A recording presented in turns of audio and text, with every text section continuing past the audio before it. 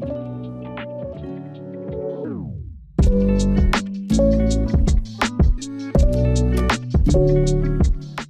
hi, my name is Lizette.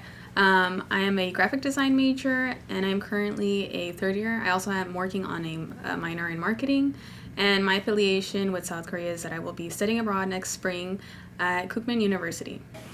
Hello, my name is Kiwan Baek, and I'm a political science for third years, and I'm an exchange student from South Korea, and I'm studying in Stockton now. Yeah. My name is Myra. I was a business administration major with a concentration in business analytics, and I graduated in spring 2023. And my affiliation with Korea is that I studied abroad in fall 2021. So Myra, why did you study abroad in Korea? So for me, I'm a first generation student. So first within my siblings and I were the first ones in our family to go to college. And I think something that was really important to me when I was even deciding what college I wanted to go to is that I really wanted to study abroad, just because nobody in my intermediate family had ever studied abroad. And it wasn't like something, I don't know, that's really talked about, especially coming from like a Hispanic background. Both my parents are immigrants from Mexico, so a lot of the times it's difficult for children to leave their parents. So for me, I really wanted to take the risk. I guess I could continue off. So I am a prospective student, so that means I will be studying abroad next semester. But similar to Myra, I am also a first-generation student. And actually very similar, like both of our parents are from Mexico and they're immigrants. And for me, my major is graphic design, so I really am interested in how design is approached differently in different countries in general. And like Myra, none of my siblings have ever traveled to any other country. Besides like when they first immigrated here, but they were very young, so they don't have any recollection of that. So I do want to set an example for like people like us, like me and Myra, that studying abroad is something that is a possibility to do. Like, I agree with what both said, yeah. But the reason I decided I should go to US is there was one foreign traveler asking me how to go to the famous restaurant. But I studied English for almost 20 years, but I couldn't tell him the direction fluently, like go that block and turn left, the elementary English. So yeah, that's the moment I decided, I should try to go to the foreign place and hang out with them and try to learn how to speak. Yeah, so that is the reason why I decided. What were some assumptions or expectations you had before leaving that you eventually found out that might potentially be wrong? This is always a hard question for me because I went at a very unique time that it was still part of the peak of the pandemic. So yeah, so I think a lot of the things that people tend to warn about was the idea of a beauty standard, or what people will see you as if they see you on the street. And honestly, for me, with everyone being masked up or just generally wearing a lot of I don't know, hats and stuff, you couldn't really see people's eyes or feel that if anyone's staring at you. And I know a lot of other of my friends as well, they were worried about things the way they were perceived based on I don't know, the way their body shape, their skin color, things such as that. But for the most part, we didn't really feel that happening. What are you most looking forward to about Korea, and what are your expectations or assumptions? I'm looking forward to, obviously learning about a different culture, getting to experience life differently. I think about how here I commute to work, or not to work, to school. It's easy for me to get in my car and drive over here. And then from what I experienced, or from what I've heard, that you don't really get your own car over there. And I'm not really accustomed to public transportation, so I am curious to learn about that and excited, I feel like. So I guess that of learning a culture and experiencing life differently. And also the food. I am excited to try different food. I feel I tried to be open to doing new things, and just getting a better sense of how something like food that's universal is approached differently. Assumptions, I guess kind of similar to Myra. I did have like that expectation. I feel like because like she said, like it is highlighted in like a negative light, like on social media. But at the same time, like I think like you mentioned, like I have also like that in mind of like that people don't really do those things like maliciously or like with bad intent. It's more so of curiosity.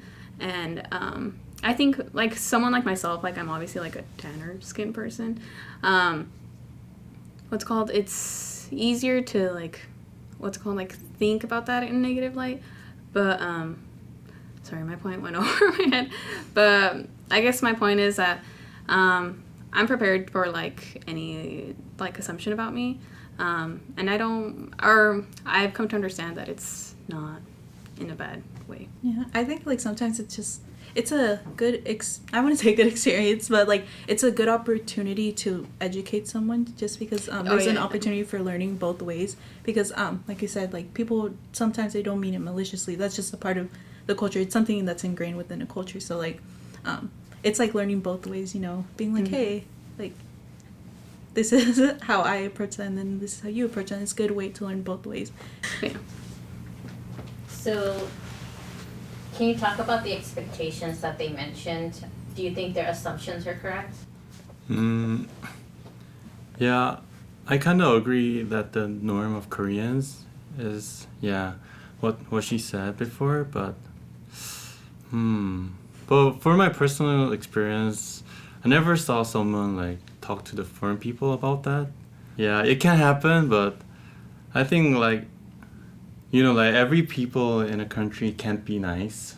There are some people who are not really good and don't care about others' feelings, so it can happen sometimes. But yeah, I think you're going to the school, so if you ask someone for your help or want to hang out, I think like they can have difficulty, like, but they will use all their effort to help you. Yeah. Mm-hmm. So yeah.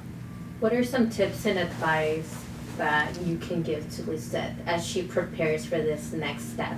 Like, you know, Korean students are really busy, and like I think like the students here in Stockton and students in Seoul, like I think like there are not really many things to do here, so I think many students just go to school and hang out with friends, but in Seoul there are so many things they can do, so they're all busy. So you can try to be friends with the first grade students, because they have time and they really want to do more things, because they don't even did something because they were just a high school student. So yeah. So hang out with people that don't have as much like to worry about, or not worry about as much schoolwork.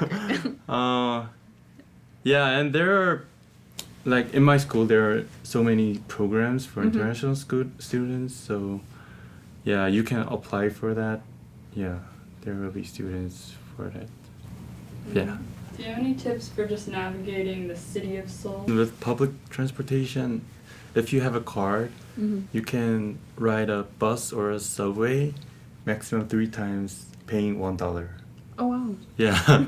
So it's really cheap. So yeah, that's less than I pay for a gallon of gas. Yeah. So you can go everywhere in Seoul with subway. Yeah. My number one tip would be don't be afraid to do things alone. I think at the beginning of my study abroad, I was really afraid to do things alone, and I always like ask my friends, "Oh, do you want to join me to I don't know, go to a cafe or do this event?" And if they told me no, then I wouldn't go because I didn't want to do it alone. But then towards the middle of my study abroad, I started thinking, I don't want to waste the precious time I have here, so I'm just gonna start being more independent. Eventually it got easier, because at first I was scared. I was like, I hate going alone. I'm too nervous, and I need my friends who speak better Korean than me with me so they can help me. But then eventually I just, got on the bus, went wherever I wanted by myself.